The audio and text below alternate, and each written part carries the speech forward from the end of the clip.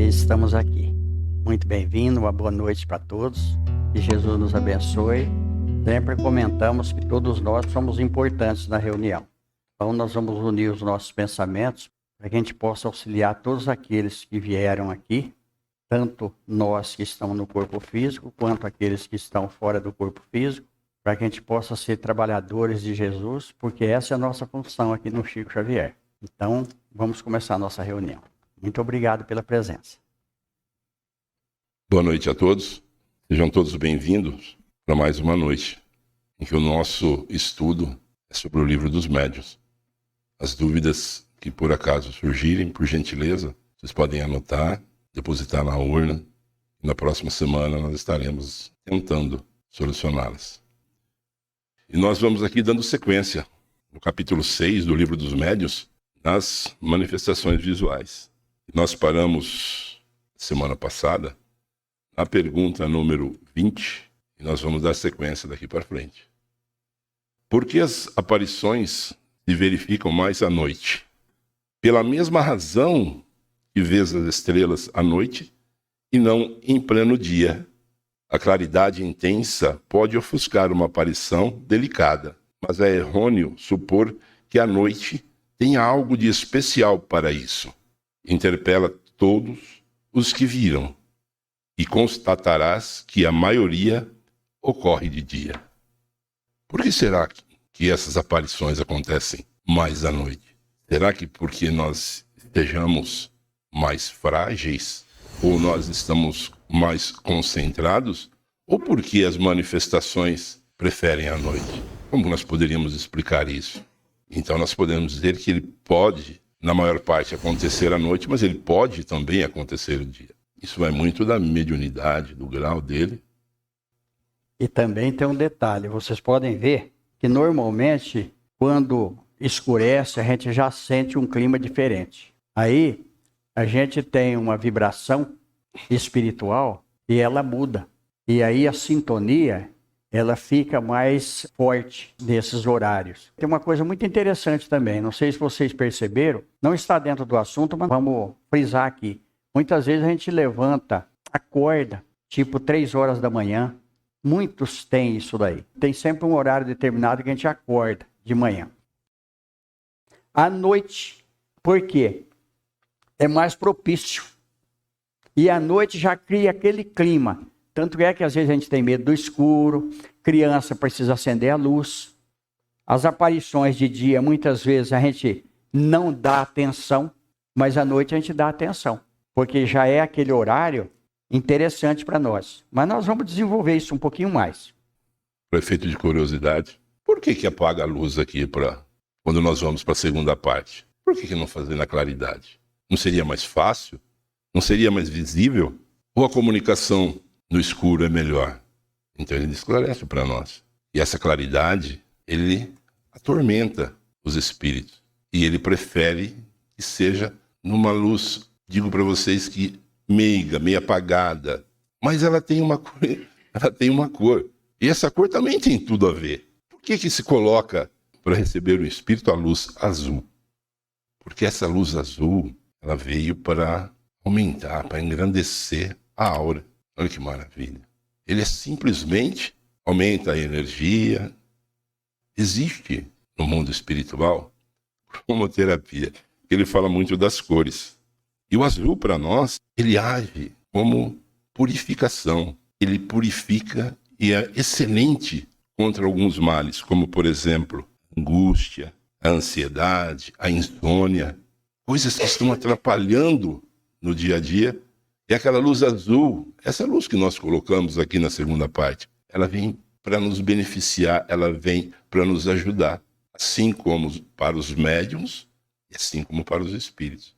Muito bem, e tem um outro detalhe. Por exemplo, quando a gente diminui a luz, diminui a curiosidade nossa. Porque se estiver tudo aceso, nós vamos prestar muito mais atenção nas comunicações, no que está acontecendo, do que quando a luz ela está praticamente apagada.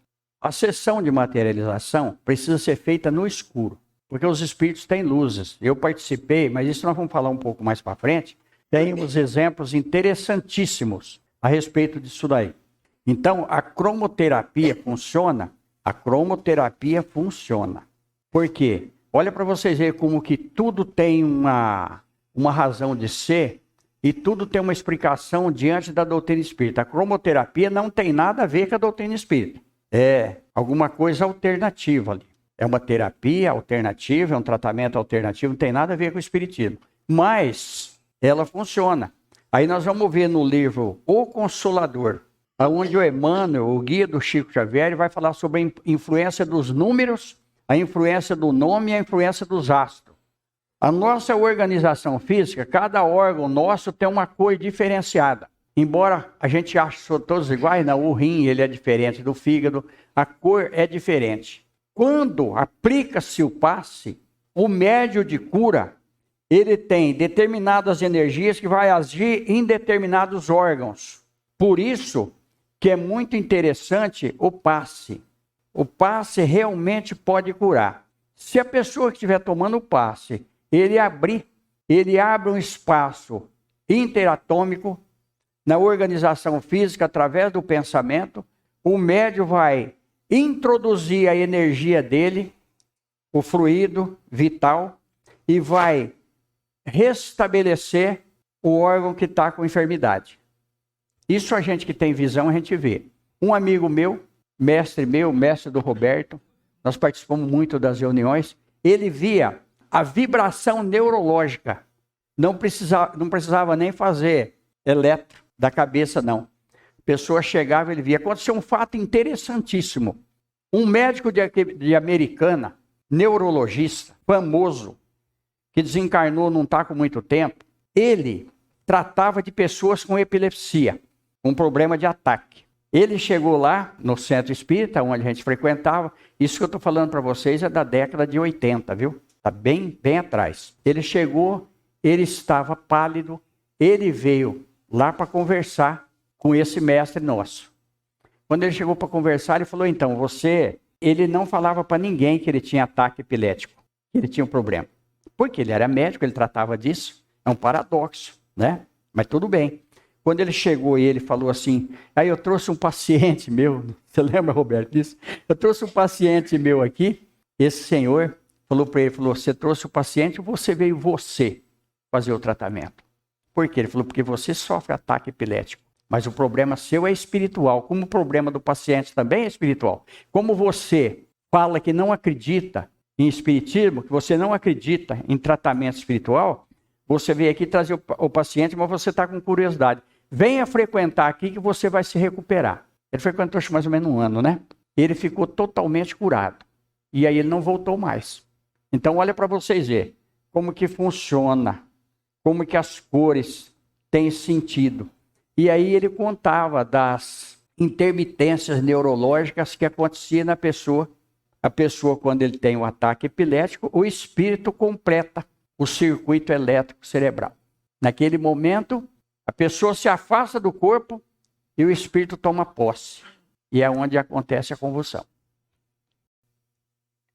A visão dos espíritos ocorre no estado normal ou somente durante o êxtase?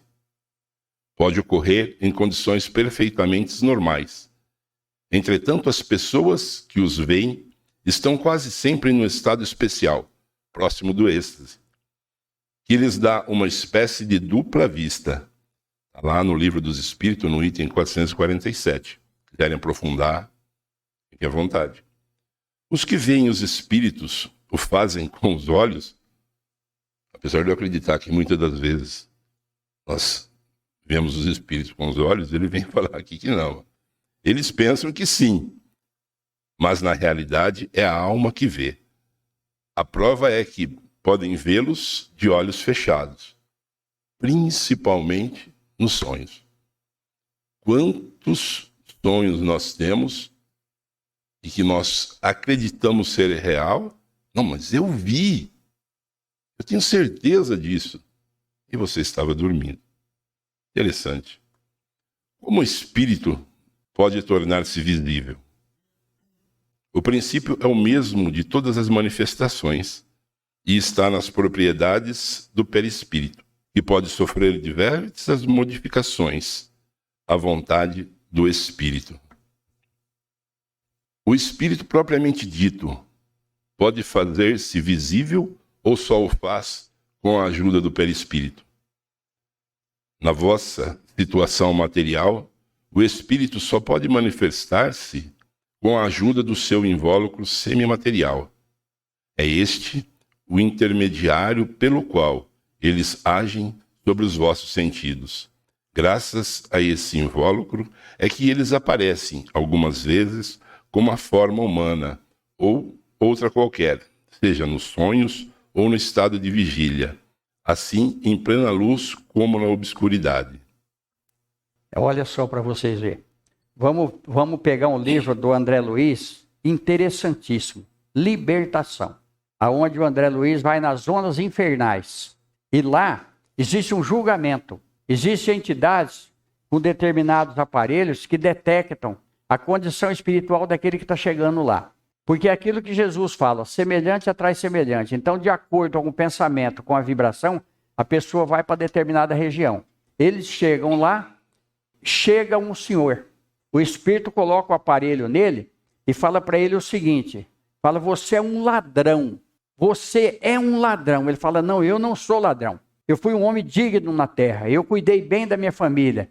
Eu me aposentei aos 38 anos e eu cuidei da minha família. Ele falou, você comprou o médico para se aposentar. Você era saudável. Você é um ladrão do tempo. E o tempo é do Senhor. Então você é ladrão. Imediatamente ele é sugado para onde tem os ladrões. Chega uma mulher, põe o aparelho e fala, você é uma loba. Você é uma loba. Você denegriu o seu lar. Ela imediatamente se transforma numa loba e vai numa região ali onde tem os animais. Então, pensamento é que detecta a nossa condição espiritual. É o que está falando aqui.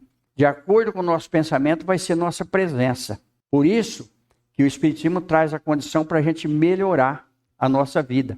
Quando a gente melhora a nossa vida, nós mudamos a nossa condição espiritual. Nós conseguimos evoluir e nós vamos superando uma série de coisas que nós já fizemos, mas já está feito. O importante é daqui para frente. Nós não vamos nos cobrar muito. E aquilo que nós fizemos de errado, nós vamos ter que resgatar de uma maneira ou de outra, mas o resgate pode ser mais ameno um pouco. Então, olha para vocês verem. Realmente, os espíritos, eles vão se apresentar de acordo com a condição. Quando o João falou da aura aqui, a aura é um estado íntimo de cada um. E muitas vezes, se a pessoa vai ficar doente daqui uma semana, daqui 10 dias, quem tem evidência da aura já sabe que alguma coisa vai acontecer na organização física. Porque existe coisas que mostram para a gente na aura da pessoa. Então, é uma coisa interessante. É um estado íntimo de cada um. E realmente, aqueles que têm evidência, por isso que fica mais fácil a pessoa que tem evidência. Por exemplo, se ele for dar um passe, ele vai saber mais ou menos, de acordo com as falhas que está na aura da pessoa. Se ele for um estudioso, ele vai saber qual órgão da pessoa está comprometido. Olha para vocês verem, o Espiritismo dá essa condição para a gente. É um estudo profundo da alma e também do físico, porque nós estamos num corpo físico. Poderíamos dizer que é pela condensação do fluido do perispírito que o espírito se torna visível? Condensação não é o termo. Trata-se apenas de uma comparação que pode ajudar a compreender o fenômeno, pois não há realmente uma condensação. Pela combinação dos fluidos, produz-se no perispírito uma disposição especial, sem possibilidade de analogia para vós, e que o torna perceptível. Olha que coisa interessante. Olha como que nós estamos atrasados ainda em relação às coisas espirituais. Aqui está falando. Ó. As questões que o Kardec colocava são questões que qualquer um de nós colocaria, porque de acordo com o nosso conhecimento, de acordo com o nosso entendimento. Então aqui está falando que não é uma condensação. Por que não é uma condensação? Porque ao mesmo tempo que ela se torna compacta, que a gente vê, ela se desfaz. Se desfaz imediatamente. Às vezes o espírito ele aparece, de repente ele atravessa. Ele desapareceu ali. Às vezes o espírito aparece com um ponto de luz, ele se transforma. Ele mostra realmente quem ele é. Então, está dentro disso daqui, né? Uma disposição especial, sem possibilidade de analogia para vós, e que o torna perceptível. Então, nós não temos, o vocabulário nosso é muito pobre. Muitas vezes, os espíritos falavam para o Chico Xavier, nós estamos falando de acordo com a condição de entendimento de vocês, de acordo com aquilo que vocês aprenderam. Por isso nós temos muitos idiomas na Terra. A palavra que tem um sentido aqui no Brasil pode ter outro em Portugal, pode ter outro na Inglaterra e daí por diante. Tanto é que no Livro dos Espíritos, olha o que o Espírito Superior fala. Porque o Kardec começa a questionar muito e pressionar muito, que ele quer entender realmente o que está acontecendo. Ele fala, são palavras, contanto que vos entendais. Se vocês se entenderem, tudo bem. Então, olha para você ver, está dentro disso daqui. Então, vai demorar muito ainda para a gente entender realmente o que se passa, o que acontece. Olha que experiência minha aqui. Um dia eu cheguei aqui, tinha 2 entidades sentadas na cadeira. Eu vou falar isso para vocês, que eu estou no centro espírita, então ninguém vai me internar aqui. 2 entidades sentadas na cadeira, chegou uma mulher e um rapaz. E eles foram sentar. A hora que eles foram sentar, a gente faz tanto tempo de espiritismo, mas eu fechei o olho e virei. Falei, vai sentar em cima dos dois, está na cadeira ali. Olha para vocês verem, que coisa interessante. Sentaram e os espíritos desapareceram. Eram 2 entidades que normalmente estão aqui no Chico Xavier, interferindo inclusive nas reuniões. Se interfere nas reuniões dentro do Chico Xavier, onde a gente tem uma preparação, vocês imaginam nos nossos lares e no nosso trabalho. Mas por que isso acontece? Porque é necessário para a nossa evolução. Só entra aqui dentro espíritos que os dirigentes espirituais deixam entrar. Senão não entram. Tem toda uma organização. Os espíritos que aparecem são sempre inacessíveis ao fato e não podemos pegá-los? No estado normal do espírito não podemos pegá-los, como não pegamos os sonhos. Não obstante, podem impressionar o nosso tato e deixar sinais de sua presença. Podem mesmo, em alguns casos, tornar-se momentaneamente tangíveis, o que prova a existência de matéria entre eles e vós. Só fazer um parecer aqui. Muitos dos nossos entes queridos, assim como as nossas mães, os nossos pais, eles tinham um cheiro característico, um cheiro de mãe, um cheiro de pai. E depois com que eles partem, nós não temos mais esse cheiro. E em muitas visitas desses espíritos superiores familiares, no nosso dia a dia, durante o dia, nós sentimos o cheiro deles. Eles nos visitando, eles nos transmitindo e doando amor. Nesse exato momento você fala, nossa, mas esse é o cheiro do meu pai, da minha mãe, ou da minha esposa, do meu marido? São entes queridos que estão, nesse determinado momento, como espíritos superiores familiares, fazendo uma visita que nós não estamos enxergando, mas nós estamos sentindo o seu cheiro. Isso é maravilhoso. Isso é uma coisa verídica. Se a gente for percebendo, nós vamos observar isso durante a nossa vida. Todos nós vamos sentir isso daí. Todos são aptos a ver os espíritos durante o sono, todos, mas não quando estão acordados. No sono, a alma vê diretamente. Quando estáis acordados, ele sofre, em maior ou menor grau, a influência dos órgãos. Eis porque as condições não são as mesmas nos 2 casos. Nós vamos concluir com essa daqui, porque o próximo... Mas pode concluir. Ele vai mostrar essa passagem aí. Nessa foto maior aí, tem um estudioso chamado William Crookes, um dos estudiosos que lutava contra o espiritismo, tentando provar que as mesas girantes era tudo ilusão, era tudo mentira, até que ele conheceu a doutrina espírita. Ao seu lado, que está bem no canto, tem a médium, que é a Florence Cook. E essa toda de branco na foto maior é um espírito denominado por Kate King. E o que ele estava fazendo nesse exato momento? Ele estava sentindo a pulsação do espírito e comparando com a pulsação do médium. provando isso que ele pode sentir o Espírito. Depois que ele caiu por terra, que ele conheceu de real o Espiritismo, tem uma frase dele que ficou muito viva, que dizia: eu não digo que isso é possível, eu digo que isso é real. E essa frase vem por anos e anos. No segundo slide, que é o do centro, né? Nós temos o Espírito tocando o estudioso, onde muitas vezes fala que o Espírito não consegue tocar. Então ele está provando que o Espírito pode tocar nas pessoas. Nós podemos sentir, sem mesmo vê-los.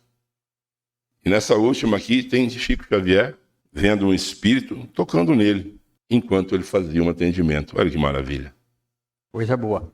Aqui em Americana, o Lar Escola Monteiro Lobato tinha a foto do senhor José Rampazzo abraçado com uma freira materializada, que foi feita sessão de materialização aqui em Americana.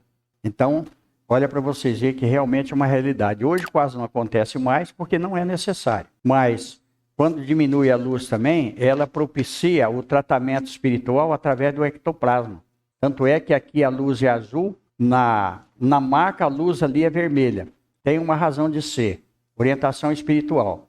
Para que aconteça muitas interferências na organização física, através dos médios. Inclusive tem alguns médicos que estão sempre na sala ali, e uma coisa interessante é que tem o doutor Andir, que frequenta com a gente, a Neia está em todas as reuniões, ela sabe disso, e às vezes um médico confabula com o doutor Andir, né?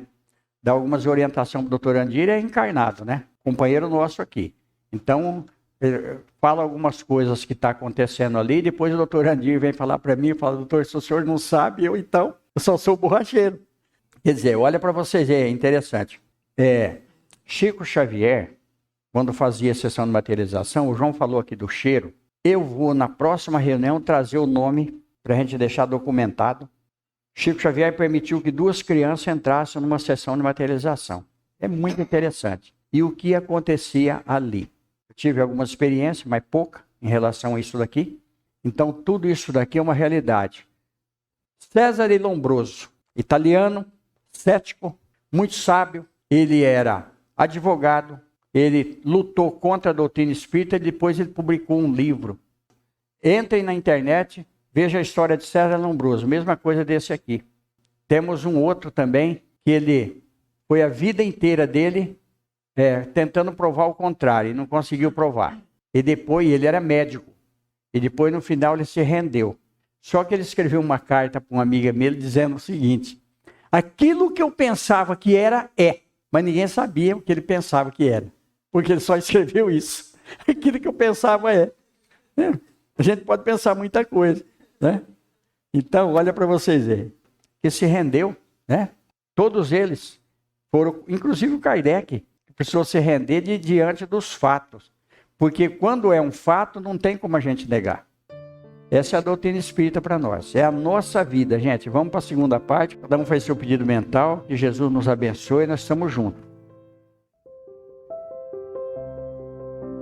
Gente, o João falou uma coisa aqui importante. Se alguém quiser dar alguma sugestão, fizer alguma reclamação das reuniões, pode colocar aqui nessa urna aqui, porque como é feita essas reuniões, tanto essa de hoje quanto a nossa de quinta-feira, não é preparado nada. A gente só coloca as perguntas, questões, até eu nem conversei com o João a respeito de nada, e aqui na frente eu conto as histórias. Então eu peço desculpa por vocês, eu conto as histórias, porque vai vindo e eu vou falando.